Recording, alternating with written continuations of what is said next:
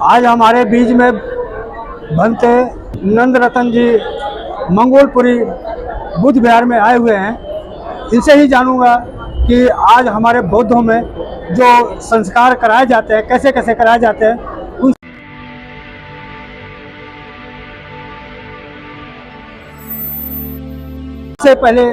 सबसे पहले बुद्ध जी आपको नमो बुद्धाय जय भीम। नमो बुद्धाय जय भीम।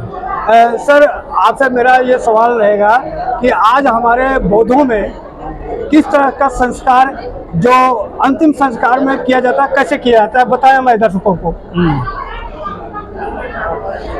बौद्ध धर्म की जो परंपराएं हैं अंतिम संस्कार की, वो लोक संस्कृति की लोकल परंपराओं के ऊपर निर्भर करती हैं।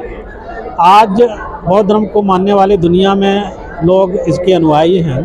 हर देश की जो संस्कृति है उस संस्कृति की परंपरा के अनुसार से अंतिम संस्कार किया जाता है।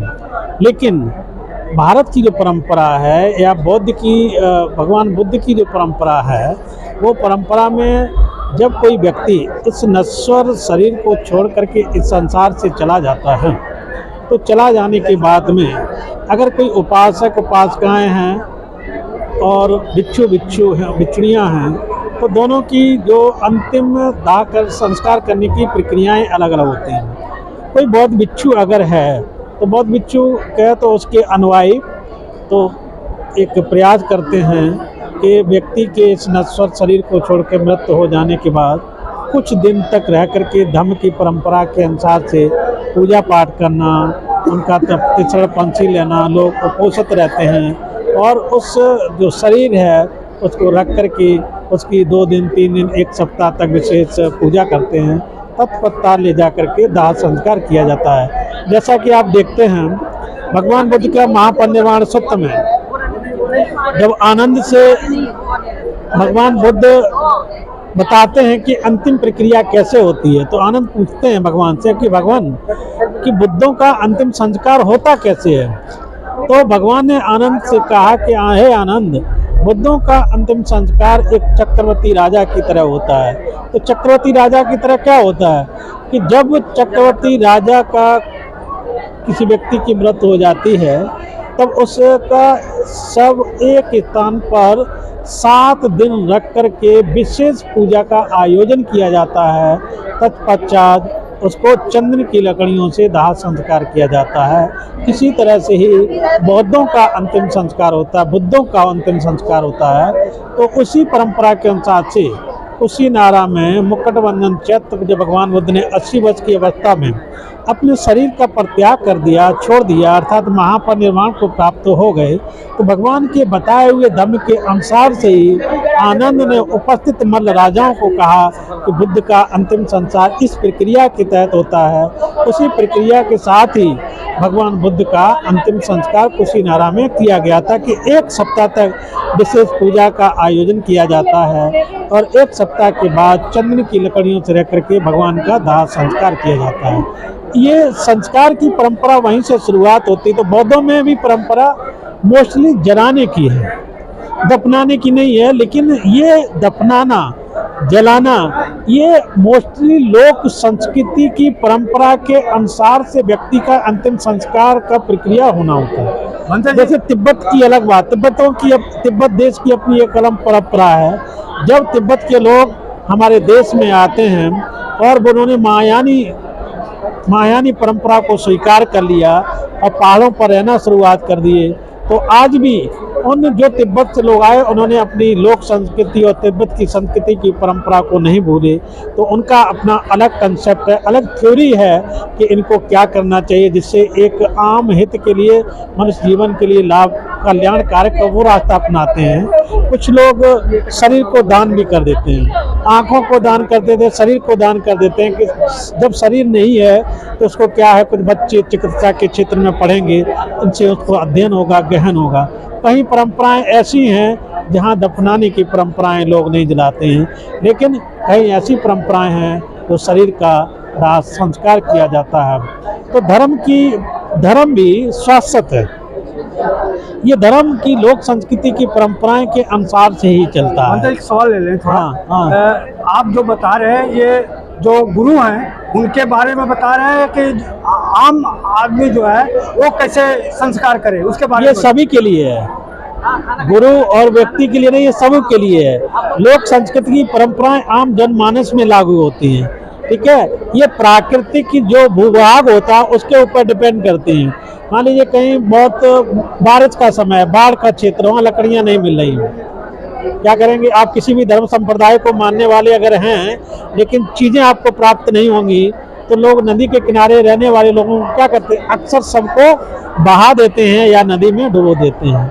अगर जलाने जहाँ साधन अच्छे हैं लकड़ियाँ आसानी से उपलब्ध हो जाती हैं तो लोग वहाँ पर जला देते हैं। कुछ लोग ऐसे हैं जहाँ लकड़ियाँ का अभाव है, पानी का भी अभाव है, वहाँ दफना दिया जाता है। भंते जी, एक सवाल थोड़ा सा है, हाँ। क्या आम लोगों को मृत्यु भोज जो करते हैं ये करना क्या बौद्धों में है या नहीं करना चाहिए? बौद्धों ने मृत भोज का कहीं बोध किया है क्या? ये पुण्यानुमोदन का कार्यक्रम है, लेकिन बौद्ध की परंपरा में ये है क्या कि भगवान ने कहा कि मृत भोज को कर्जा लेकर के नहीं करना चाहिए, जमीन बेच करके नहीं करना चाहिए, ठीक है, धन संपत्ति को गिरवी रख करके नहीं करना चाहिए। बौद्ध धर्म में है कि अगर कोई व्यक्ति मर जाता है तो उपासक को अपनी स्थिति के अनुसार से एक भिक्षु को, दो भिक्षु को बुला करके पुण्य अनुमोदन का कार्यक्रम करा देना चाहिए। लेकिन बड़ी भोज की परंपरा नहीं है कि एक कोई गरीब व्यक्ति जिसने अपने पिता के इलाज में लाखों रुपए खर्च कर दिया, जमीन चली गई, जायदाद चली गई और उसके मरने के बाद एक बड़ा सा भोज करें, यह बौद्ध धर्म की परंपराएं नहीं है।